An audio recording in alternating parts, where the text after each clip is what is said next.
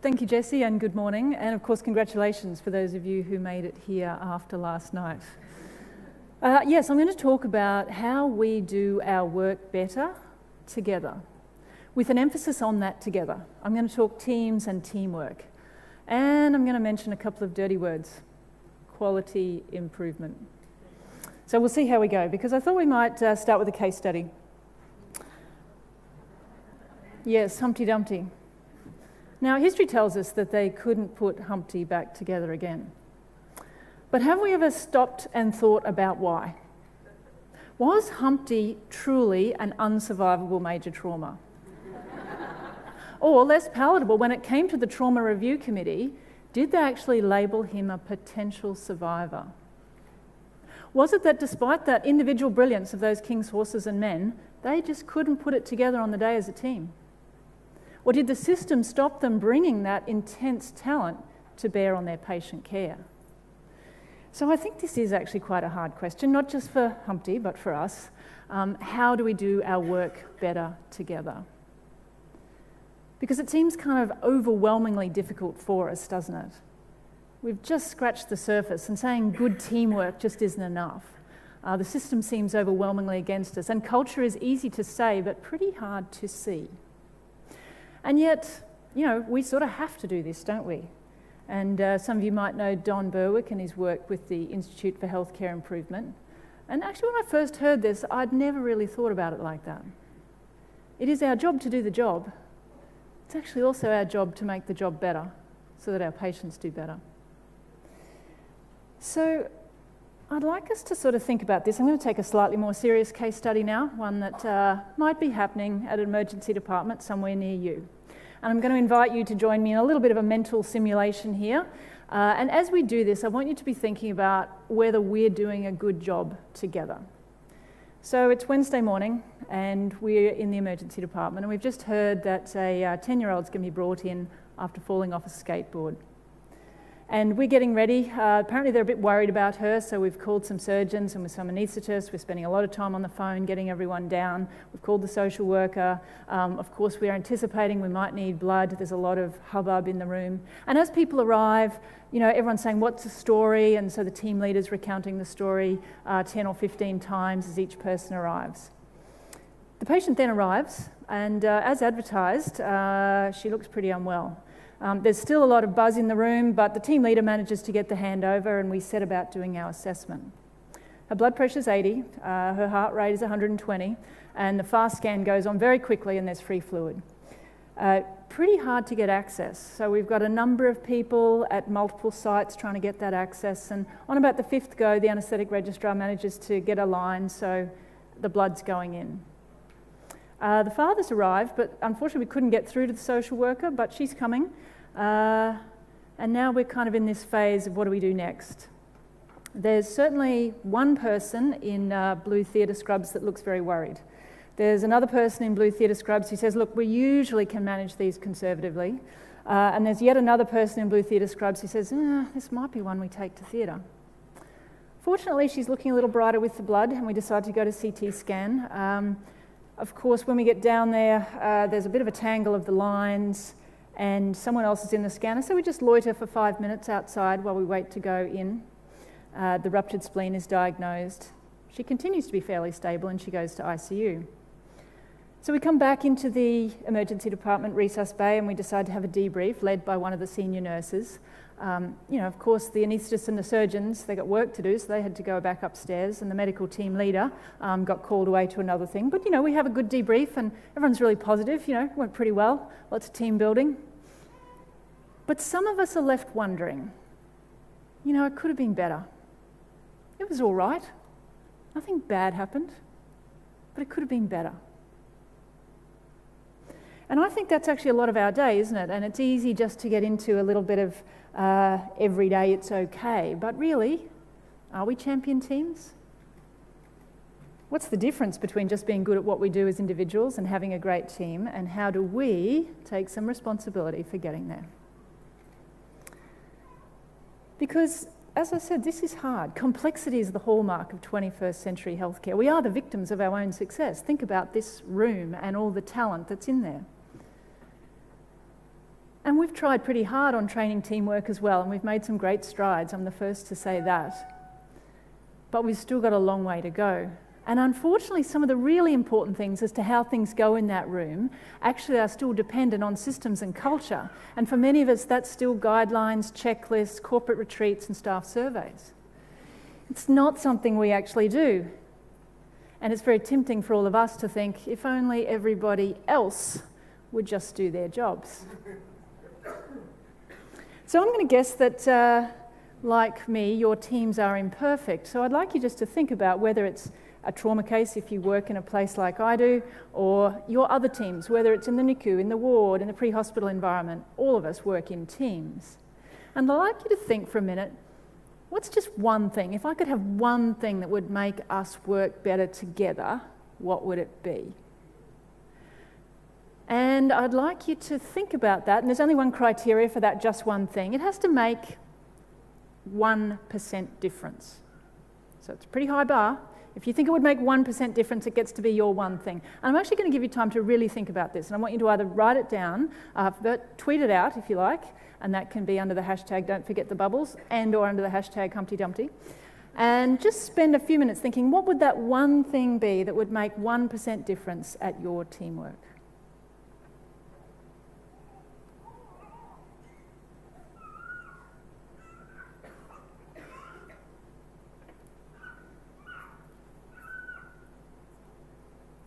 Now, as you're thinking about that, okay, here's the quality improvement slide, just a warning. But it's interesting to think about what's the quality of care really mean. And many of us might have gone to all sorts of things that we think make a difference to us, but it's worth just pondering. And I'd say this is actually an audience that's well and truly part of the converts. But many of the things that we might like to think about, are they to do with the patient experience? Are they to do with access to care? Are they due to absence of error? Are they to do with application of the best evidence base? And all of those things are perfectly valid, but often we tend to be anchored in particularly the top one. Now, of course, I put this out to Twitter a week or so ago, how we could have improved Humpty Dumpty's care. You'll be pleased to know I got quite a few excellent suggestions. Obviously, the prevention thing came up, and Warwick Teague would have been pleased. There was much discussion about how he should have had a safety harness, maybe not sat in the front seat on the wall. I've since found out if only we'd just had a few minutes of cold, clean tap water, that could have made all the difference. There were some excellent things about involving the Dumpties, and obviously the families hadn't been enough involved in Humpty's care. There was also a bit of attention to the team, that was fair to say. There was concern about the lack of diversity in the team, particularly as it related to gender, but I would say probably in many other ways as well. So I came to thinking about this through simulation, and I've been working at the Gold Coast for the last 4 years, and when I got there, a lot of our simulation equipment looked like this. Some of it still does, and I think we're in good company there. But we decided to embark on a program of simulation in conjunction with our trauma service that at the time I very much conceptualised as being education. Here we were training to be better. But what I think I've discovered over that time is that actually a lot of what we're doing really is quality improvement, and I've started to not even shy away from the term, because I think this is the key thing as to thinking, how do we help 8,000 people in that building do their work better together? And so we run monthly trauma simulations. They look something like this. We do adult and paediatric cases. They are scheduled, and they are in-situ, as many people in the audience are also doing training in 2018. And it involves native teams. As you can see, you don't know those people, but they're surgeons, anaesthetists, ED teams, radiographers, those who would be involved in the care of the patients. And this is an example of one that's a little bit like our skateboard case. So this is one that we did last year, where we actually get the team together, and this was a girl that we had recreated the case of someone who'd come off their skateboard who had a ruptured spleen. And what you can see is it's pretty authentic training. It's obviously pretty resource-intensive training to get those people there and really get them to think about what are our systems and processes for a hypotensive child getting to the operating theatre fast and safely. And perhaps most importantly, also what are those team interfaces along the way, the upstairs and the downstairs doctors that we were just talking about. But even the paediatric surgeons and anaesthetists and the general surgeons and anaesthetist who does this trauma laparotomy. And as you might imagine, the technical skills went very well, as did the interfaces. So this is, as I said, a kind of thing where we can authentically really examine what's going on with our teams. And of course, afterwards, then we have a little bit of a chat about it. And I hope we role model respectful, patient-focused improvement conversations. But this isn't actually a talk about simulation, much as I would love to give that. That's another talk. But it's actually about, I think, the journey that I've observed us go on in terms of our trauma care, which, again, I hasten to say is still far from perfect. But I think we've made some small gains, and some would even say some marginal ones. They are things like making sure we've got the right people who get there at the right time. And many of you will have call systems, but it actually takes work to get the right people, including the social worker, including the right people to come.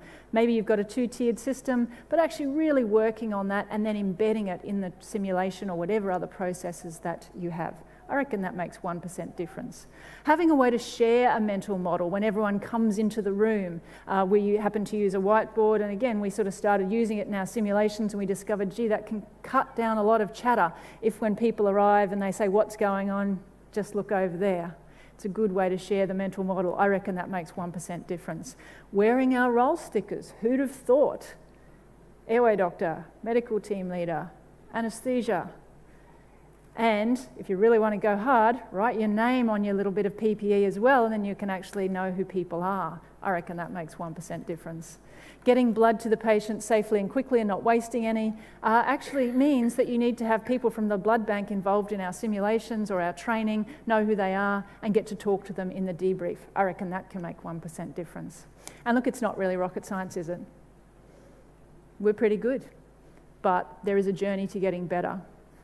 I think one of the things that's sometimes underestimated in this process is that there is a diagnostic element. And I'm betting that when most of you had your 1% thing, most of you had a solution, didn't you? Did anyone actually have a thing which was, I'd like to find out more about? So one of the traps that we have is, of course, one of the traps and the advantages we have is that we think we know what's going on because we're right there at the coalface. And actually, this is the bit where we do have to partner with our quality improvement friends with their charts and their covert observation of our hand washing, because they are actually hip to the stuff that we're not really aware is going on. But they also need us to be saying, you know what, I know what the chart shows this, but that's not actually what happens every day. So in fact, we also need to be aware that our improvement involves trying to really understand better what our problems are, because they're not always the ones that they might seem. And only then, I think, can we go on and say, here's the way that we can then address those problems and close the gap between what's better. And I guess thinking about that, obviously from my perspective, the simulation work we've done, we've found that often we are finding the issues and really exploring the problems as opposed to simply then embedding a process like a rapid transfer to theatre, red blanket, or some other system. Now, not everything, of course, is simulation. Some of this is everyday quality improvement. I know she's in the audience, but Sonia Twigg got a little frustrated with our reluctance to put in IO needles and having 5 goes, so she made a rap video. It's had about 80,000 downloads. All power to you, Sonia. She's pretty good too. Exploring patient experience. I mean, again, this is a crowd that's very attuned to it, but even then, sometimes we cannot exactly know, for instance, what is the audio-visual experience of a father who's in this drowning case. If we want to get better at getting to CT fast and quick, in our case, that was pretty typical, I'm going to guess, of many of us. Where do we put the monitor again? Where do we put that bit again? Is the drip on this side? And we've done some work with the right people, the wardies and the CT radiographers. If you want to get to CT fast and quick, they're the people that we need to train with. Likewise, a little bit of technology helps. We've actually established a video link between our trauma rooms and resus bays and our CT scanning office, so they can actually see, are they really coming now? You know those phone calls, are they coming? I think they're coming. Should we ring them? No, they'll be busy. I don't know, they're coming? Yeah, I think, can we go? And so this actually helps that without us needing to make 25 phone calls. I reckon that makes at least 1% difference. These gains are small, some would even say marginal, but you know what they say about marginal gains. Popularised by Team GB, this idea that if you just do a little thing all the time, they add up. What's often neglected about this chart, I think, is the line underneath. And that is if we don't do it, and we just get worse by 1% each day, it doesn't take long till we're in a really bad place in terms of either our teamwork or our performance in general. Now, of course, I would like to say that I think there are also some big things that we're starting to learn about our team. So I'm all for the marginal gains and we should be doing this. I also think we should be thinking, are there dramatic things that we need to do with our teams? And if you look at a situation like this, so this is a simulation, but it was also a recreation of a case. Today he's been stabbed 3 times in the central chest. He has deep laceration. So this was a case we created which was a chest stabbing, so it was actually a cardiac red blanket, which we would only do about 3 of a year. So this is a very unusual thing, and you can just tell by the number of people in that room. They've all got blue scrubs on up from the upstairs, they're all dirty from downstairs. We've got wardies, we've got pre-hospital staff, because this patient actually came straight through the emergency department. How do we possibly make sense of this environment, and are our team structures still what we need them to be? And I think we've done a pretty good job of thinking about there are certain good team behaviours that lead to better outcomes. And I'm guessing many people in the room have been to courses where they've had to practice their graded assertiveness and their closed loop communication, yes, and talk about their situational awareness. These actually are really good team behaviours, and they do lead to better outcomes. And we've learnt that from many industries, including our own.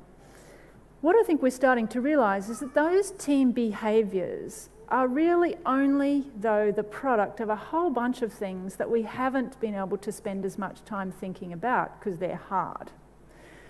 Do we all share an idea? Do we think the same way about our patients? Are we managing the mood of the team? What's the responsibility of the team leader or indeed the team members for managing the mood of a team? And then obviously even deeper than that, what is the culture of either the interfaces between departments or even within the departments themselves?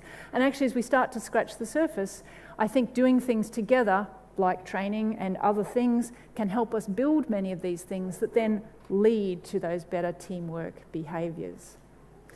Likewise, I think we might have to revisit our team structures. You think back to that operating theatre and you think, really? There's a team leader who knows everything that's going on, that wants to hear closed loop communication back from everybody? It's a complete fallacy, isn't it? And yet we've got this idea of the uber team leader controlling everything in these teams.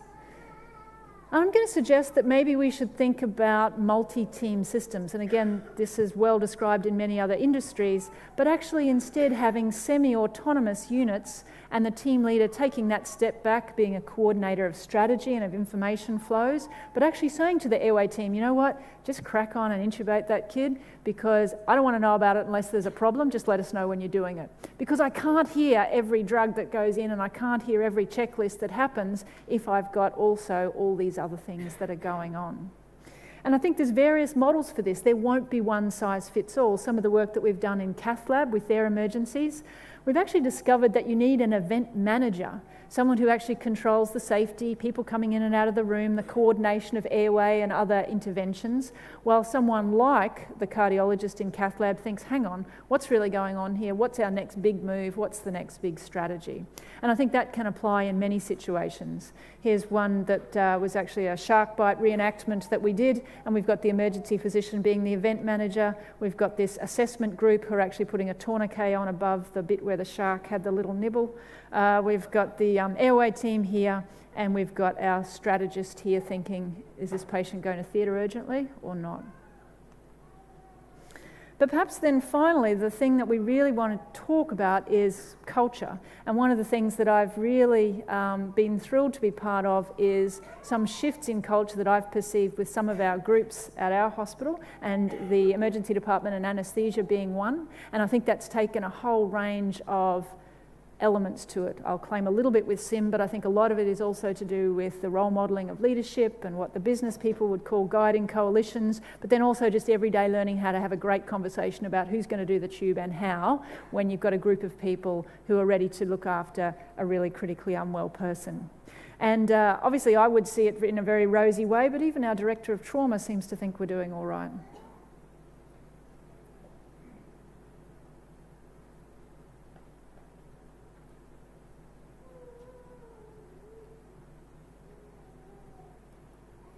He says trauma surgeons aren't softies. A couple of things we're still working on with this. We are still thinking about how we do our debriefing. And in fact, we've been doing some simulation of our debriefs. Yes, we debrief our simulations, but this is actually doing the sim, having a little debrief and saying, okay, I want you to go and simulate your debrief so that we get into a habit of doing it. We have some words to do it. Everyone gets used to it, and we think about how can we make the most of this reflective process. Likewise, we've thought a bit about our simulation formats. You know, previously we just always did run the sim, have a good chat, hope it works into something better. We've now done a number of cases, including that cardiac red blanket, where we do the sim, have a chat, actually we come back and we do the bit of the sim again. And that's been really revolutionary for thinking about how we can actually embed some of these lessons in real time. So I think quality improvement's all right. I think the best tweet I got back did come from Ian Summers.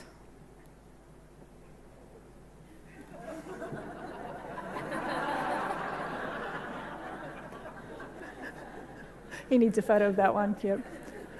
But you know, I think we can move past that. It's a shame, isn't it? Because that's in fact how we think about it. But I think if we just think, how do we do our work better together? And if we just think, what's 1% difference that I can make? Maybe you'll make a rap video, maybe you'll start a simulation program, I'm not sure. But I'd be interested to know, will that 1%, it won't make a difference overnight, but I think the next time we're looking after our skateboard patient at 11 o'clock one Wednesday morning, I reckon it can be better. Thanks very much.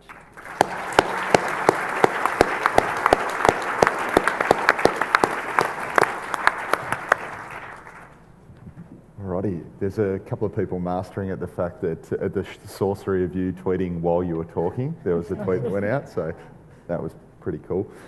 Henry, fair bit of stuff on Twitter. Absolutely. I think the prevailing feeling is an identification with what you've said about culture, about it being easy to say and hard to see. But yes, absolutely, Jesse, Twitter has completely exploded, not on my devices, just generally everywhere. People really love the pragmatic solutions. I can hear phone calls being made to department directors to put in the video link to in-situ as we speak, and the whiteboards likewise. People really identified with the multi-system teams idea. Jane Cox has asked about when you have even a moderate number of people at a sim and everybody else is off shift, how do you disseminate that information and those experiences longer term? Yeah, and I think that's really important because even though we do this regularly, the chance of people getting to a sim more than once a year as an ED consultant is actually unusual. So I think two ways. One is we write quite a detailed report to service leads if we think there are actions that need to go back, and that's a 2-pager, and I stole that from Jesse like a few years ago. The other thing we've started doing is actually making an infographic after each sim, so a 2 or 1 PowerPoint slide with some of the key messages that then we can stick up in departments, send around to people. And I think you have to look at multiple solutions, but also think that we think some of the stuff is about the content that goes on in the sim, and you know that's good, but I think it's the consistency of just doing it that actually sends the most powerful message. And the people who once upon a time said, oh, a sim, why aren't you doing it in the sim room? Now they're saying, clear the decks, the sim's on because this is too important for us to get together and do stuff. So I'd like to think that the message we're sending in some ways is almost a hidden curricular one as much as it is the explicit one. Absolutely. Yeah. Do we have any questions from the floor? Because there's just so much information here. Up, Damien's gone. So you've given a very clear message about system processes and testing them. You've invited people to do that because they think they should improve. Where do we draw the line at reducing variability to say, actually, as a hospital, if you are not doing this, that becomes unacceptable? Yeah, well, it's interesting because it's hard to measure also what people are doing every day. And I was reading something about psychological safety the other day, and we kind of think we know about that in terms of people engaging in conversations in the team. But actually it says the real mark of a psychologically safe team or working organisation is that people engage in quality improvement activities. So it's another thing to sort of say, actually, let's create an environment where people feel safe to take interpersonal risks and put ideas out there. And I think for many of us that's a struggle, and because we feel kind of overwhelmed and, oh, that'll never work, and we tried that 10 years ago, I think we do need to do that. But your question is really, where do we draw the line? I think it's pretty hard because it would be hard to measure the line that's there. And I know certainly one of the things I didn't mention is also, you know, how do we also learn from success? And there's some great examples of that from the UK as well. But usually when someone asks a question, they've got an idea themselves, so. So I have a personal feeling that we need to raise the bar somehow, and mandating people to do things never works because it creates the wrong culture. But there is a point whereby if you were actively choosing not to test some of your things, there's going to be a point where patients' lives are at risk. Yeah, I know, and we've all worked in departments like that, haven't we? Yeah. You know, and that's the reality. We know it, but it's hard to actually name. Yeah. Victoria, David McDonald from Port Macquarie. Would you like to take us through how you got administration to buy into how important this is, and what your strategies were? Because it looks very resource intensive. Yeah. And I can't see my administration buying into it with quite the same enthusiasm. Yeah, I didn't ask them.